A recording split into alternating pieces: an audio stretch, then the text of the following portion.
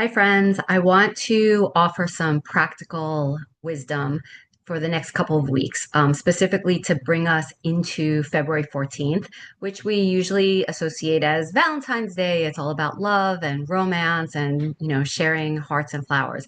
However, this year on Valentine's Day, Saturn is moving into the sign of Aries, into 0 degrees of Aries for the first time in 30 years.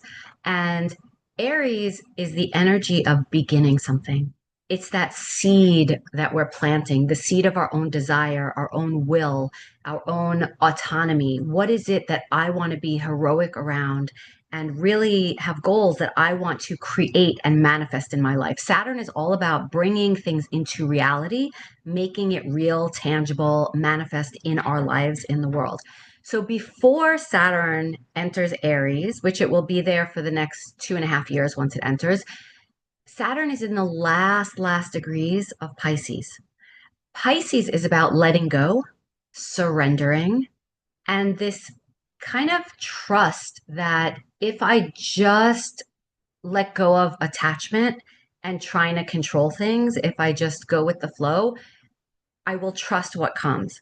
So we have the next several weeks of that energy to really complete something and let go and surrender and clear ourselves out, to empty ourselves, to make space for that new seed to be planted, right? Neptune, which was in Pisces for the last 14 years, moved into Aries on January 26th. So Neptune is about the vision, right? Our ideals and what we imagine is possible. And then Saturn is about doing the work, taking it seriously, and making it real.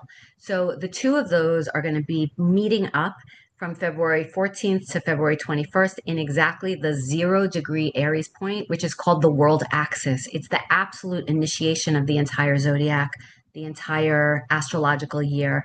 It's the very beginning. So we're going from endings to beginnings, which is a transition point. So what do you need in your life to let go of and to complete in this transition phase so that you are now ready and sort of the fertile ground for your own desires to then be planted and to take root and to ultimately blossom into reality in your life. One suggestion around this is literally cleaning out what you no longer need in your home environment. Go through your garage, go through your shelves, go through your closet, right? Are you ever going to wear that again? Do you really need to hold on to this? I'm a book person, you can tell. I'm always accumulating more books because I'm always reading. Um, but I need to clear out the old to make space for the new. So I just went through and gathered, like 40 books that I'm like, okay, I don't think I'm going to revisit these books. This is like, I'm going to make space. I'm going to tell the universe I'm open and ready to receiving something new, which, by the way, is the essence of Kabbalah. So the word Kabbalah comes from the root verb likabel. Kabel means to receive. To receive something is very different than to take something. Taking is active. There's more of a like, I want, I am going to get. There's a grasping with that.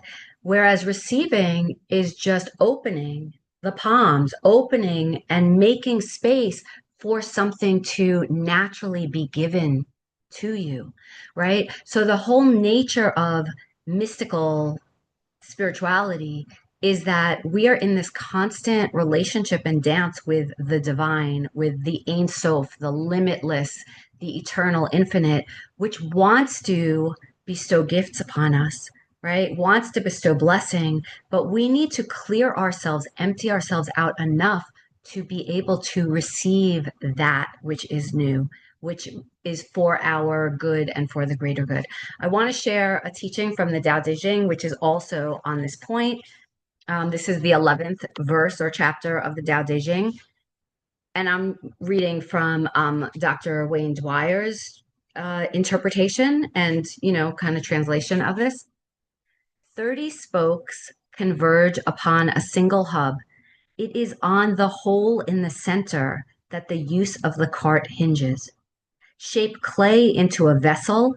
It is the space within that makes it useful. carve fine doors and windows, but the room is itself useful in its emptiness.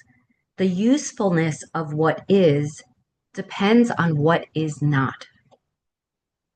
So, my encouragement to you for the next several weeks is to see yourself as a vessel and see what in your vessel you can empty to create more spaciousness, to create more space so that you are then available to receive whatever the cosmos has intended for you, along with your own will and desire that you are intending for yourself as we move into this new Aries sort of stage of energy and being for the next 2.5 years. And it doesn't mean that you have to, you know, execute immediately and jump into action and achieve those things. Saturn is slow and steady and patient, although in Aries it can be quite impatient, right? Aries is like, now, now, now, I want. Saturn tempers that and is like, okay, anything that I want and is worth having, I need to have a plan and I need to just keep showing up and I need to be steady and persistent. And it's not a race, it's a journey. So what we're doing is just let's clear out, and then trust the universe to show us what is our unique desire that we can begin to plant and nurture and nourish so that it does over time, really grow into something beautiful and brilliant. So I hope this is helpful for you. Definitely drop me a line. Tell me what you're doing to empty and to clear yourself and to ready yourself for this new stage of energy to come in.